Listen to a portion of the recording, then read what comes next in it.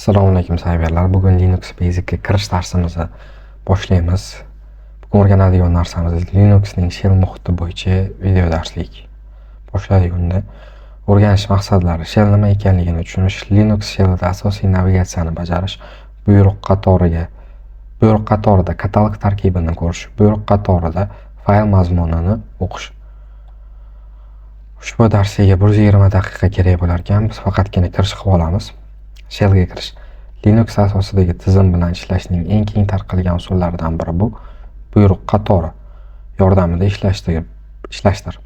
Buyruq qatori bu matnli interfeys bo'lib, unda ma'lumotlarga so'rovlar yuboriladi yoki kod bajariladi. Buyruq qatoriga kirish uchun terminalni ochish kerak. Ya'ni buni nazarda tutyapti va ishlatdim. Tozalab olishsin chiqib qoldi. Xo'p. Birinchi shell nimaligini tushunib olishimiz kerak. Texnik jihatdan shell bu buyruqlarni qayta ishlovchi va natijalarni qaytaruvchi dastur, ammo kundalik hayotda u terminal yoki konsol sinonimi sifatida ham ishlatiladi. Linuxdagi muhim shell turlari: Bourne shell. Linuxdagi barcha shell muhitlari uchun asosiy hisoblanadi. 5. Bourne again shell. Bu Bourne shellning, ya'ni buning rivojlangan versiyasi bo'lib, ko'plab yangi funksiyalarni taklif qiladi. Coron shell. Bu shell ham Bourne shell va 5 asosida yaratilgan bo'lib, ba'zi sintakslari yaxshiroq qo'llab-quvvatlaydi.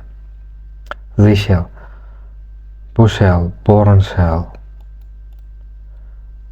Buni, ya'ni birinchini, Bourne shellni rivojlantirib, yana ko'plab imkoniyatlarni taklif qilar ekan. Linuxdagi fayl tizimi. Endi komandalarni ko'rsak bo'ladi.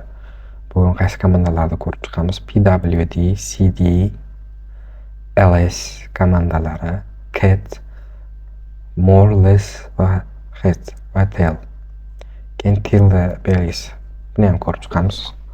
O'zgina bilan terminalga o'tib olamiz birinchi. pwd komandasi orqali.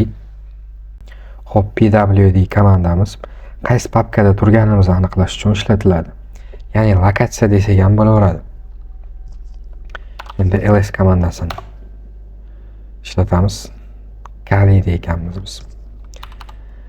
cd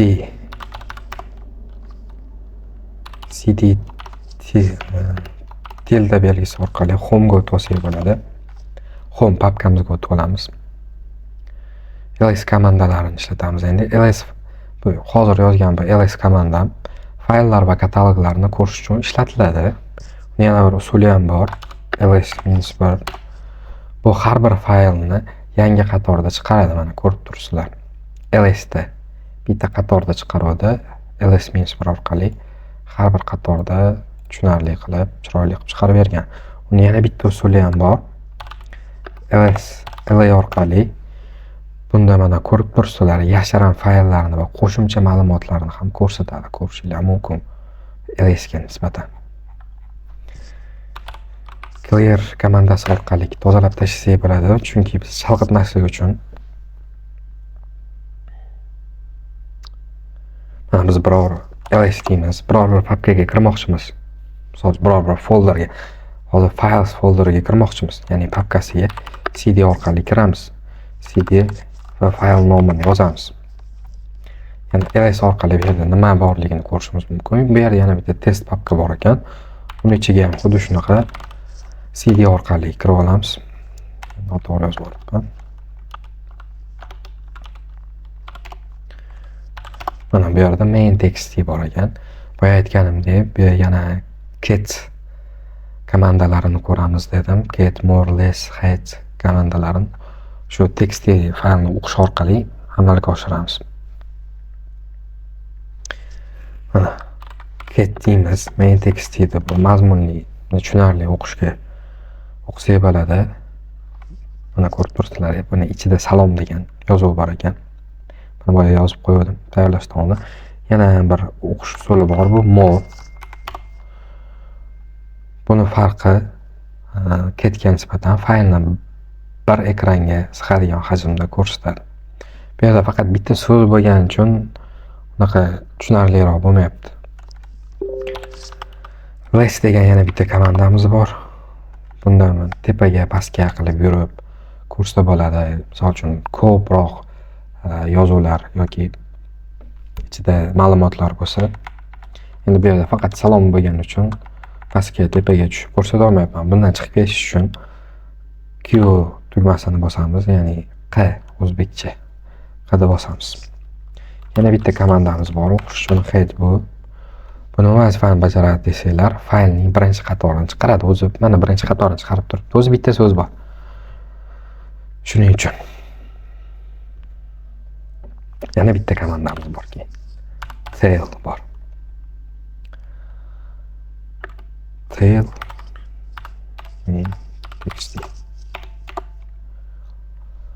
bu faylni oxirgi qatorini ko'rsatadi. Bitta bo'lgan uchun, bitta so'zi bo'lgan uchun faqat shuni chiqarib beryapti. Keyin o'chirib yuboramiz chalg'amasligi uchun. PW orqali yana qayerdaligimizni ko'rishimiz mumkin.